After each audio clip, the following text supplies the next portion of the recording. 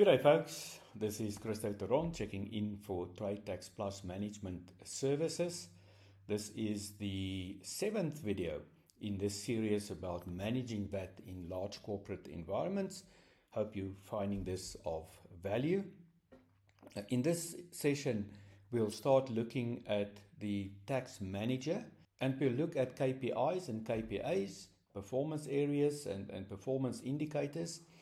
Nobody likes those, but that is unfortunately the only way to measure that the organization is getting value for its money. So let's start having a look at that. What you will see immediately, KPI 1, the tax risk management function or the area of focus. What you immediately will see, all of this has to do with development and alignment of strategies and implementation of operations or processes that further down the line employees are required to apply. Tax managers should not be the person that does the VAT return and does the tax returns. If he or she is doing that, it's not a tax manager, it's just a person doing forms. So let's just look at the tax risk management KPA. Development of a collaborative working relationship with key operational management as a basis for the implementation of the VAT risk management strategy. You need to build your networks within the organization from a perspective of execution of the strategy. Then implementation of the VAT risk management strategy at all levels in the organization. Now, the tax manager is not necessarily responsible for the physical rollout, but through the relationships that were built, these rollouts will take place. Ensure that the tax risk management strategy is kept in sync with market and legislative changes, and that's very important. It's only as relevant as it is at that specific moment. So tax manager must be the eyes and the ears both in the organization and outside the organization, make corrections and adjustments where needed. Then we look at the tax compliance role, the KPA, the key performance area with tax compliance.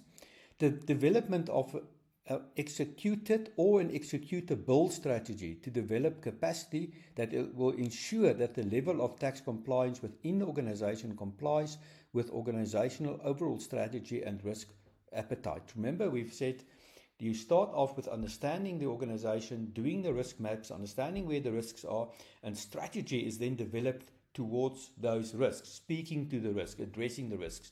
And this is a key function of the tax manager. The development and implementation of internal mechanisms to identify and communicate high-risk transactions proactively to the tax manager. That is a critical role. If there are transactions that are high risk, then those should be identified in terms of a specific process. Those should be communicated through a formal channel to the tax manager. The development, implementation of policies and procedures to govern all correspondence with revenue authorities, critical. Only the tax manager or a designated person may speak to SARS or any other external authority, and this is a critical control that is required in the organization, and that must be driven from the tax executive's side. The development and implementation of formal policies and procedures to govern the overall VAT function, but specifically categories of transactions classified as high risk. So now you've gone through your process, you understand where the high risks are, that's where the focus must be. Remember, the main thing is to keep the main thing the main thing. Do not waste resources on something which is not the main thing. And then the planning role. Often this planning role is confused with you better save us $1 gazillion US every month. That's not what planning is about. Planning is about the smooth operation of the system and the implementation of a strategy in an organization. So let's look at what specifically that might include.